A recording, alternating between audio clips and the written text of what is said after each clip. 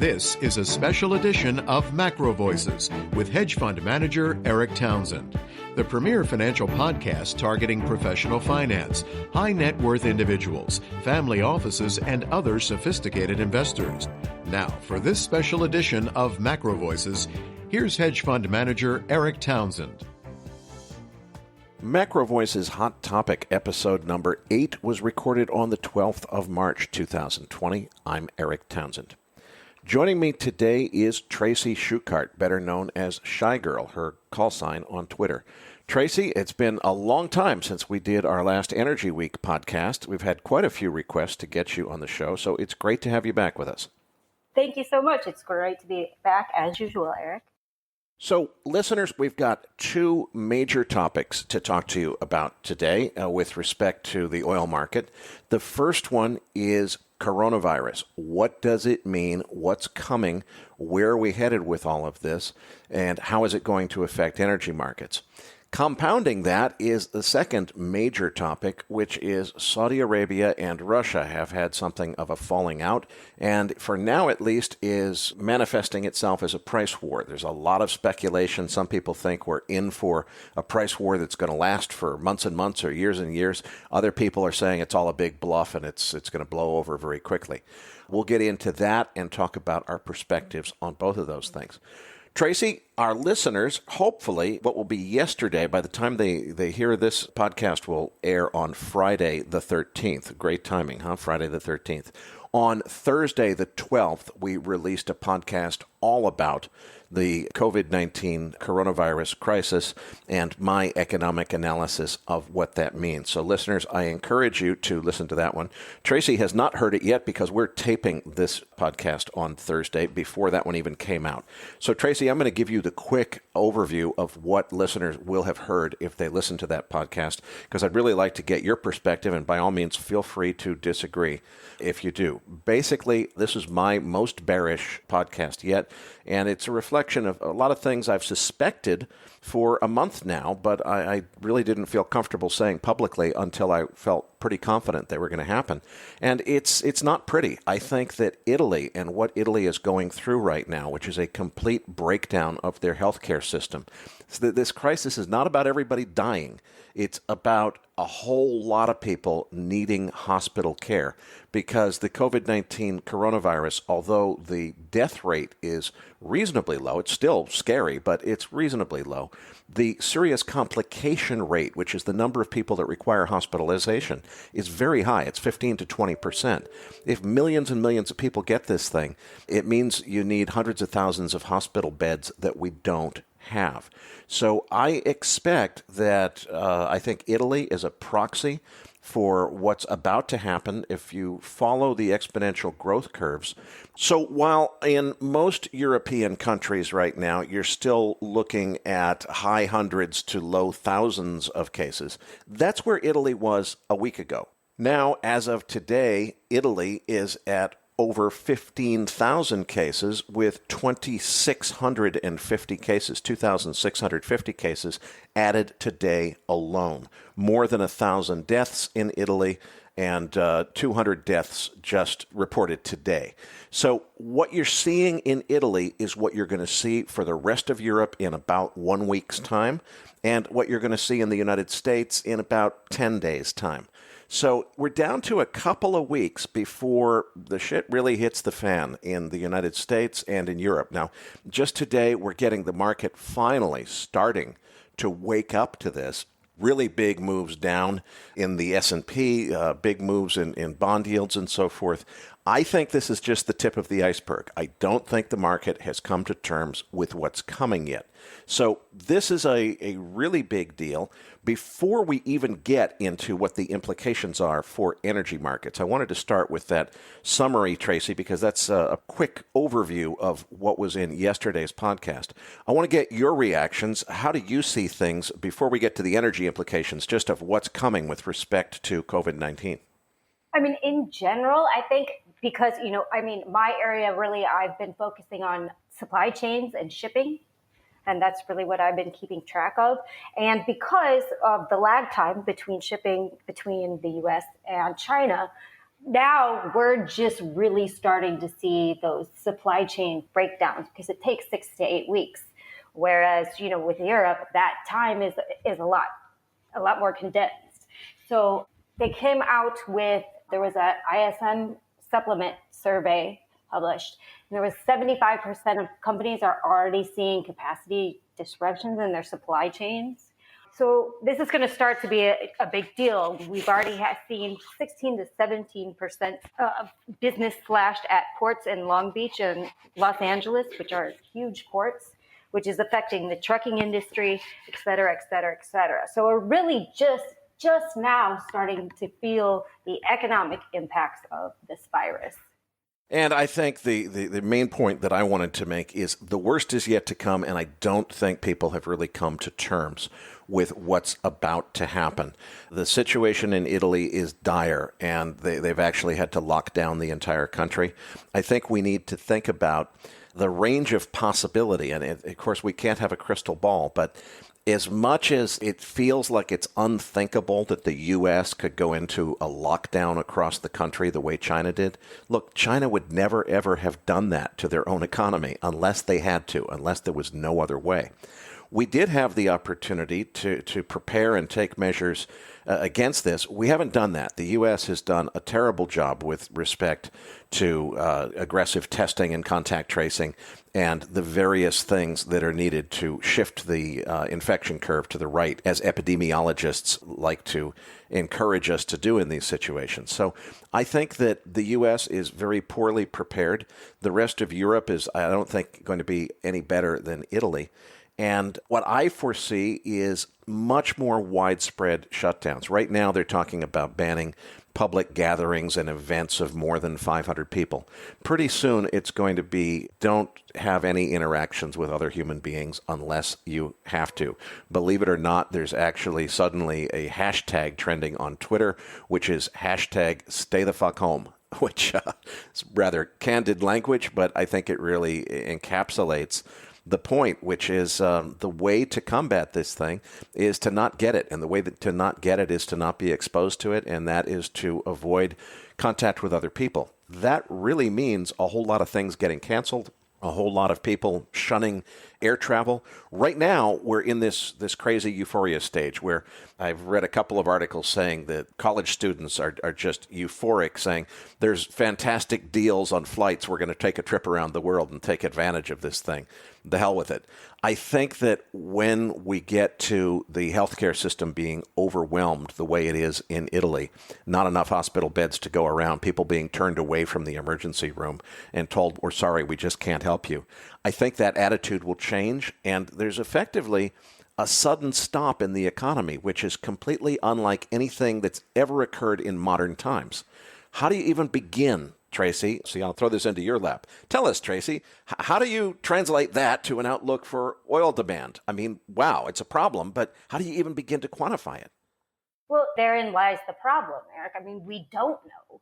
We're already seeing, now that we're an exporting nation, we're already seeing the demand problems elsewhere, but this is going to be an internal problem.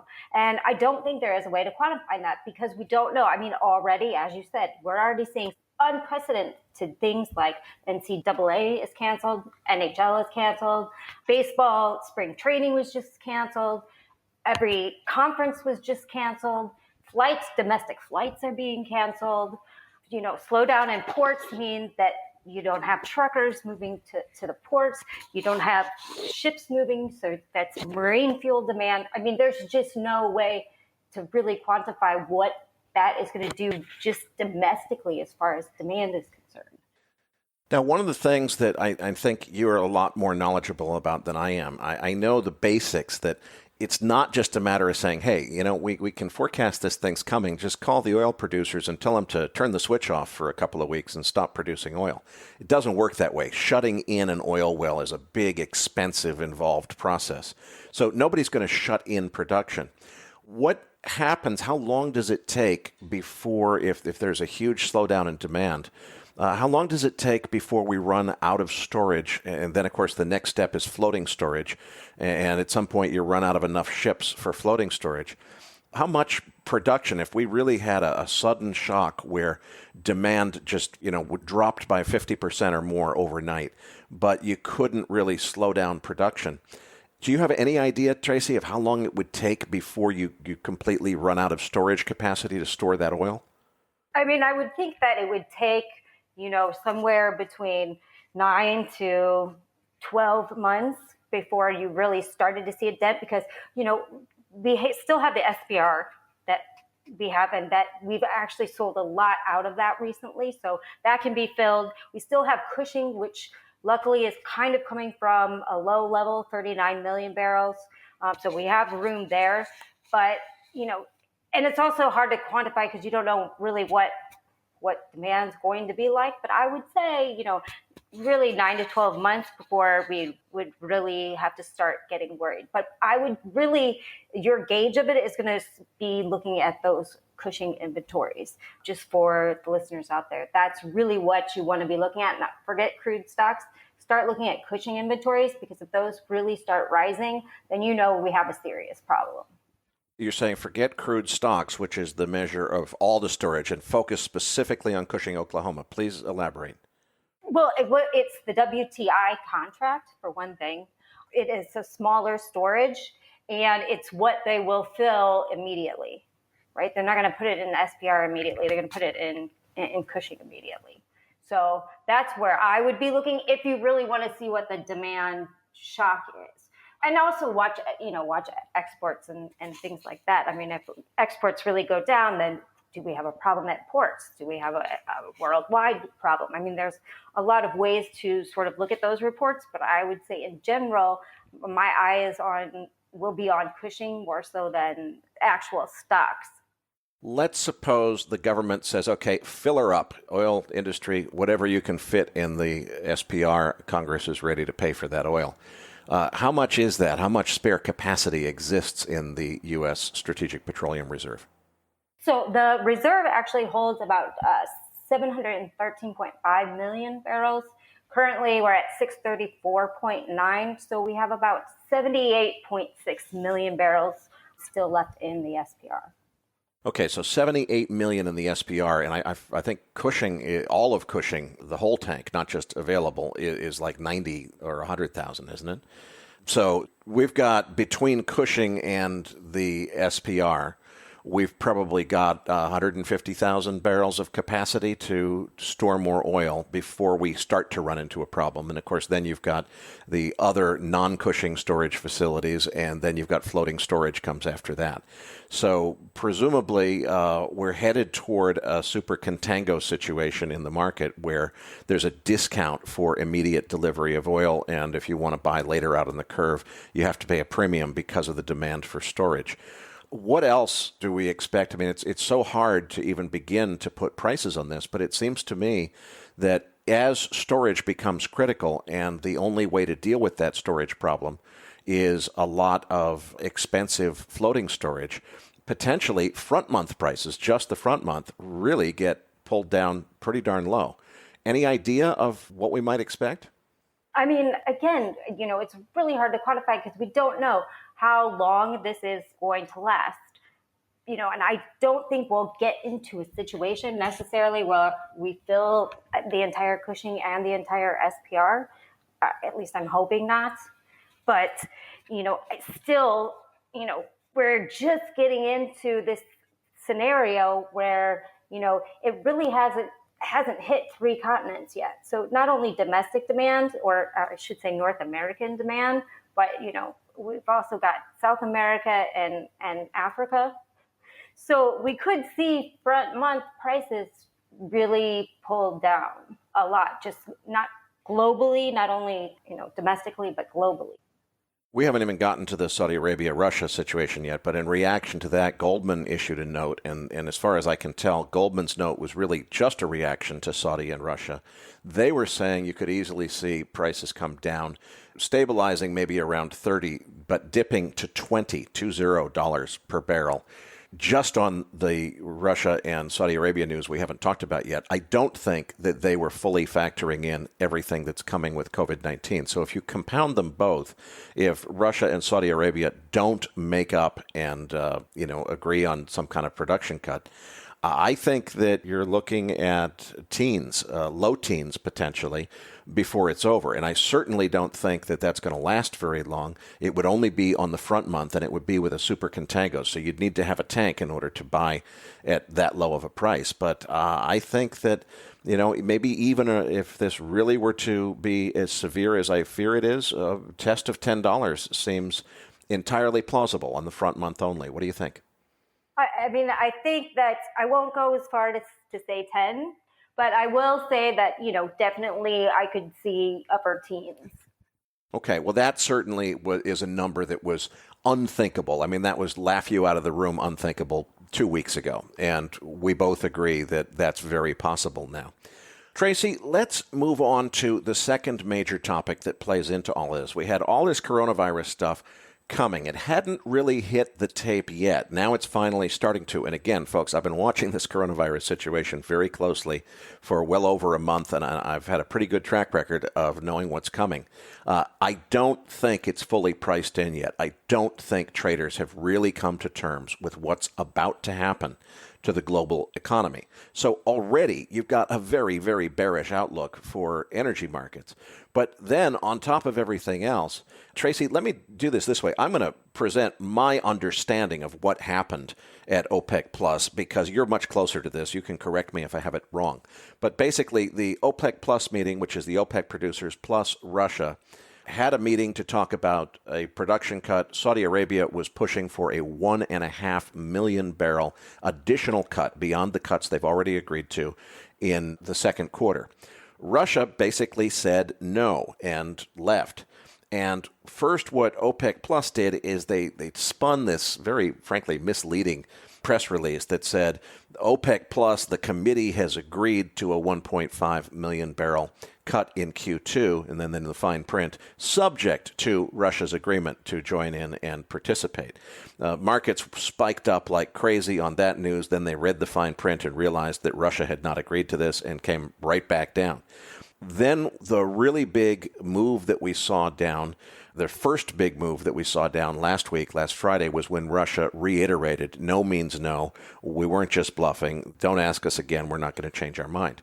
Then on Saturday, as I understand it, Mohammed bin Salman, the crown prince of Saudi Arabia, basically kind of lost his temper and said, okay, if you want to play ball that way, here's what we're going to do.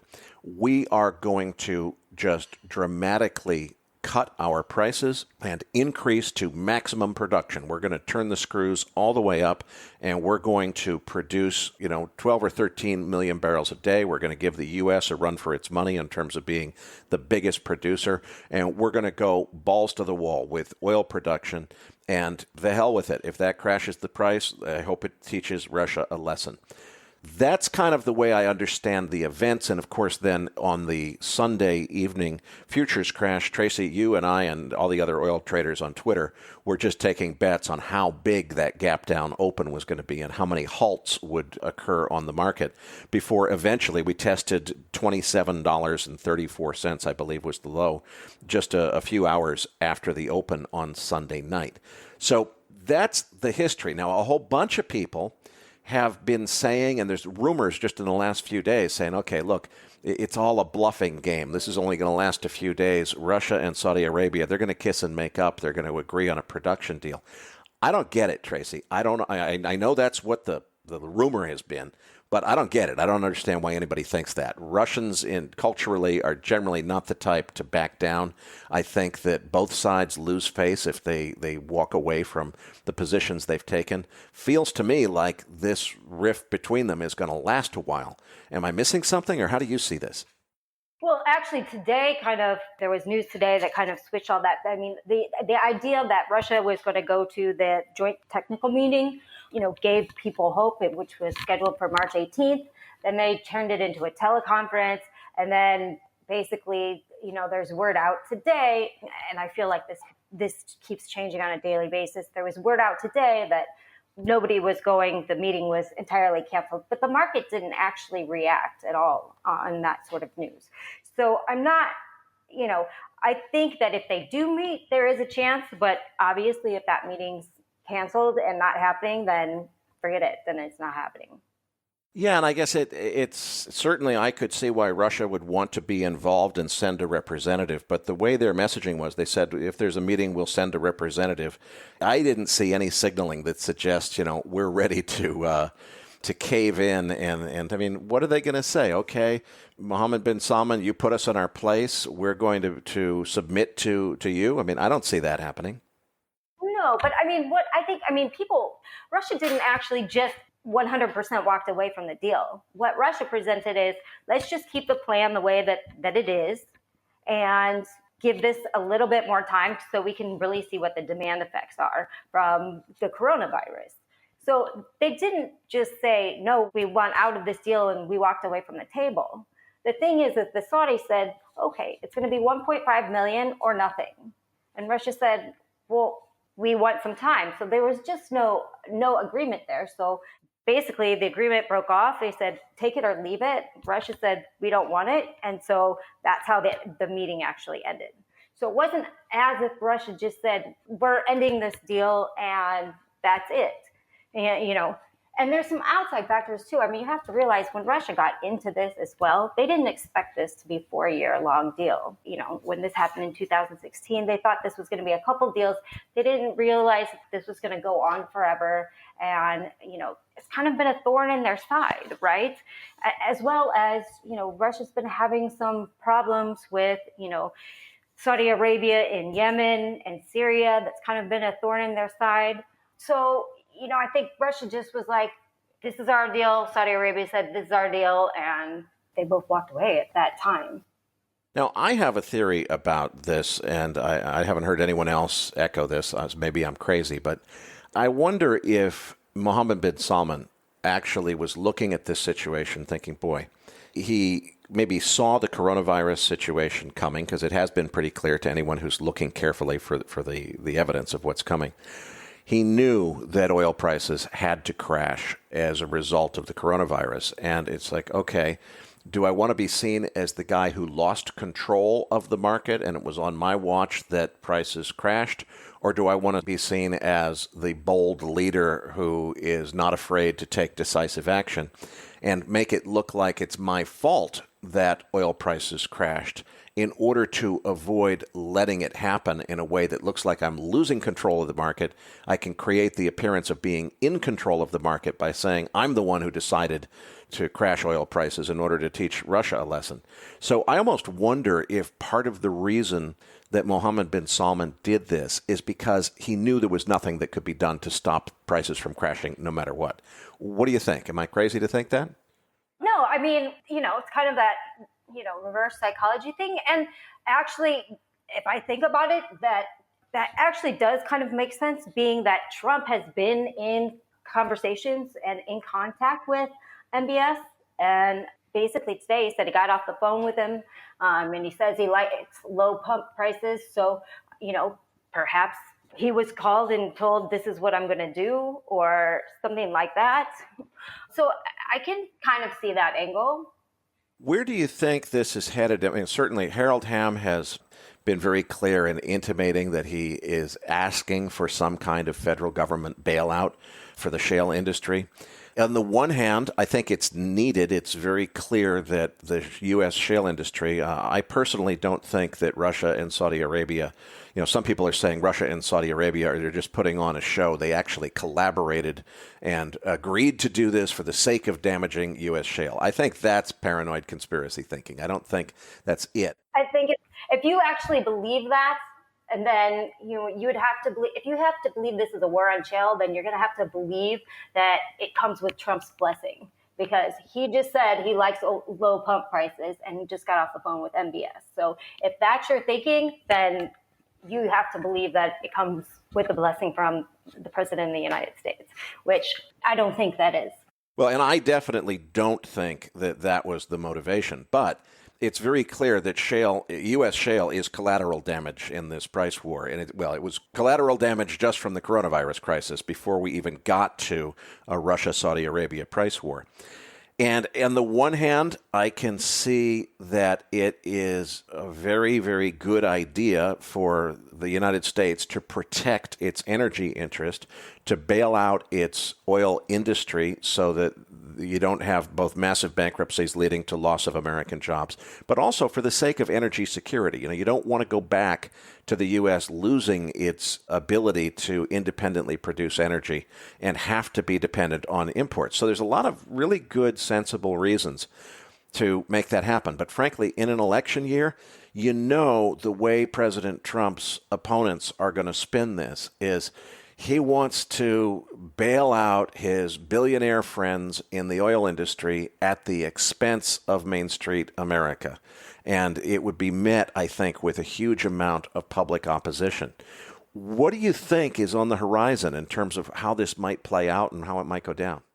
I agree with you, Eric. I mean, I think it would be very bad optics in an election year to, have these massive bailouts for the shale industry. Okay, then what's going to happen for the shale industry if there's not a bailout? It seems to me in terms of any new drilling, it's got to be off the table for now.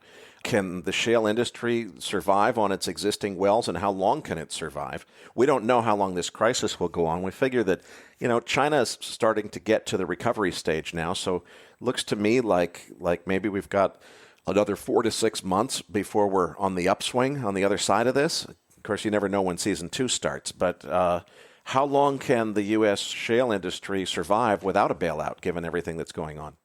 So realistically speaking, we have about 6 months at these prices because they're really not going to start drilling a lot of new wells. So what we drilled in the last 6 months will carry us forward 6 months, and then that's when we start really getting into trouble. Now, Tracy, the way this used to work in the good old days is these shale guys would hedge their forward production, and that was normally negotiated through a cashless collar transaction with an investment bank that would then lay that risk off in the futures market. And the idea was that they were pretty much protected. There was a range of prices they might get, but if it got down to the bottom of that range, they would still be able to sell their production at those prices. And that's the whole function of hedging in the futures market. A few years ago, some genius came up with the idea that, the price can't go down that low. So they could reduce the cost of that transaction with something called a three-way collar, where you've got a range of protection, but if the price really goes low, you don't really have all that protection after all, or at least that's the way I understand it. How much do you know about these three-way collars, and do they come into play as we get to lower prices? They're already in play. So if we take, for example, Oxy, and you can look these up. Anybody can look these up for any companies. I just happen to have Oxy's on hand. So what they did is they sold a $76 call. They purchased the $55 put, and then they put a floor on it at $45. Because it can't go below that. Nobody would ever want to protect against that risk because it could never happen. So that's kind of where they are. That's one, and then you've got MRO, Marathon Oil. Their floor is $47. So a lot of these guys, even in their hedges, are upside down right now. Okay, so we've really got a cash flow problem, a bigger one than I understood in the shale patch. No wonder Harold Hamm is panicking. And even if President Trump wants to bail him out, I think you and I agree that politically it would be very difficult for him to do that right now. So what would that mean? I mean, I think there's a very strong argument that the U.S. should not risk losing its domestic oil industry. We can't just let the whole industry go bankrupt. That's really, really not good for energy security. It's not good for national security. And, of course, it's not good for the economy. So what do we do, or what happens next? I mean, I think that, say the worst case scenario happens, we are going to see production declines. We are going to see bankruptcies and mergers and acquisitions. I don't think it's going to get to, a dire point as far as production numbers, how much we can produce. I think that could be reduced. I think you could start seeing it taper off the latter half of this year, given that our 6-month lag time. And then maybe into 2021, maybe see 800 to a million barrel decline in the worst case scenario. Is kind of what I'm looking at. But ultimately, what's going to happen is this industry is going to consolidate more and be more cost effective. So it's not the end of the world for shale. It's just that this time we're going to have a problem because, when we had the crash in 2014, in 2016, you had a bunch of private equity guys that, threw $30 billion first half of 2016 it was. Got everybody excited in this industry again. We started seeing oil prices come up. If we have another crash, well, we're kind of already having a crash scenario, but if we have another crash scenario that way, the problem is the first round was the banks, the second round was the private equity guys, and there just isn't going to be that kind of cash available. So these guys are really going to have to get their act together. Unfortunately, I agree with you, Tracy. Everything that I've been reading says the environment that was created by the first several rounds of quantitative easing, where there was just so much money in the junk bond market, the guys on Wall Street were just hunting for a place to put their capital to work because they had so much capital that they needed to find a place for. It was money desperately searching for something to invest in. You don't have that economic backdrop anymore. And furthermore, you've got, I think, Wall Street kind of has a bad taste in its mouth because as much as shale has been an incredible success story for the United States in terms of restoring its status as an oil producer, from a dollars and cents standpoint, nobody made very much money on those shale companies, at least not so far.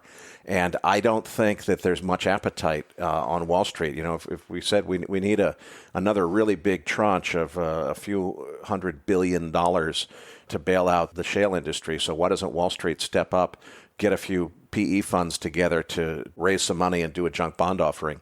It ain't going to happen as far as I can tell. What do you think is going to mean? What will that mean? Do these companies continue to operate their existing producing assets and just wait till those decline out of production and then go bankrupt? I'm trying to figure out what is the ray of hope. We have a lot of our listeners work in the oil patch, and this is obviously a very dire situation. I'd love to end the podcast on a positive note, so I'll just say, Tracy, give us the good news. There's got to be some. The good news is at the end is that shale will survive, right? And I think it will be stronger after this because, the distressed companies that should have never been capitalized with debt in the first place back in 2016, we won't have this sort of problem again because the restructuring of the industry will just not be the same way because, as you said, QE, you're not going to have OPEC come around this time and, cut production and save the market. So in the end, I think it will all be okay. There's just, in the meantime, going to be a lot of pain. I wonder if there's any angle here for, I'm thinking about Donald Trump and his messaging of put America first. What do you think the Democratic reaction would be if President Trump said, look, what we need to do, we overpaid for mortgage-backed securities a few years ago in order to bail out our financial industry. We need to take care of Americans. We're going to pay market rates for imported oil, but we're going to fill that SPR up with oil from American producers, and we're going to pay $60 a barrel for it in order to bail the industry out. And we're going to get the oil. It's a good price for the oil in the long run. We're just going to not take advantage. We'll take advantage of this deep discount situation that's been created by Russia and Saudi Arabia when we're buying oil from them. But when we're buying from Americans, we're going to pay full price. Do you think that's any easier to sell to Democrats in Congress than an outright bailout of the industry? Absolutely, I do. Absolutely do. And I also think that it's a smart thing to do because, once again, what's happened, it's proved that, you can't count on OPEC. Really, this kind of thing is like, okay, well, OPEC failed, said they were going to flood the market. You can't count on OPEC. And it's kind of why the SPR was started back in 75, right? We wanted, our own oil. We didn't want to have to be, dependent on that kind of control over the oil market. So I think it's smart to go ahead and fill that. I don't think, we've been getting rid of it. I think we should keep it. Well, there's another way to implement sort of the same thing, which is if you put a hefty tax on import of foreign oil, so that you're giving your North American, and you could either do it as import from anywhere outside of the United States, or some people have suggested a North American oil pact where Canada and the United States and Mexico join together and say, we're going to use North American oil. That's going to be our favored choice. And if our refineries need to import oil, that's fine, but they pay a really big import duty on buying, not buying American, or not buying North American, I should say. That probably would be easier to sell politically than overpaying. I don't think so. I'm going to have to disagree there. I think that would be very hard to swallow, being that Saudi Arabia wholly owns Motiva, which is the largest refinery in the United States. And basically, it would be a real political mishap with them if you were to say that, because basically you're saying you own this refinery and we're going to charge you for buying your own oil, right? I just don't think that would fly politically, geopolitically between the two countries. I think that Saudi Arabia would not like that one bit. So I think you would run into problems in that scenario, in my opinion. Well, Tracy, we're just about out of time. Before I let you go today, please tell our listeners where they can follow you on Twitter. You've also got a website. Let us know what you're up to and where people can find out more about what you do. Obviously, I'm on Twitter at ShyGirl. My website is chigrl.com. I do not keep up with it, but there's some good information on there if you ever want to take a look. But really, you can find me on Twitter. Okay, fantastic. Well, we really appreciate your joining us today for the Macro Voices Podcast Network. I'm Eric Townsend.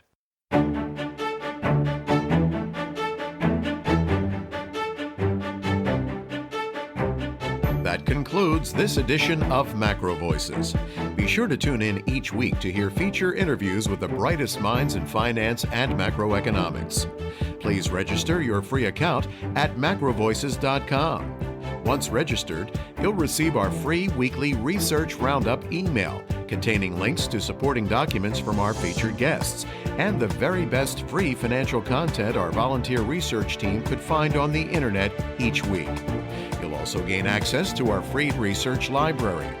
And the more registered users we have, the more we'll be able to recruit high-profile feature interview guests for future programs. So please register your free account today at macrovoices.com if you haven't already. You can subscribe to Macro Voices on iTunes to have Macro Voices automatically delivered to your mobile device each week, free of charge. Macro Voices is presented for informational and entertainment purposes only. The information presented on Macro Voices should not be construed as investment advice. Always consult a licensed investment professional before making investment decisions. The views and opinions expressed on Macro Voices are those of the participants and do not necessarily reflect those of the show's hosts or sponsors. Macro Voices, its producers, sponsors, and hosts, Eric Townsend, shall not be liable for losses resulting from investment decisions based on information or viewpoints presented on Macro Voices.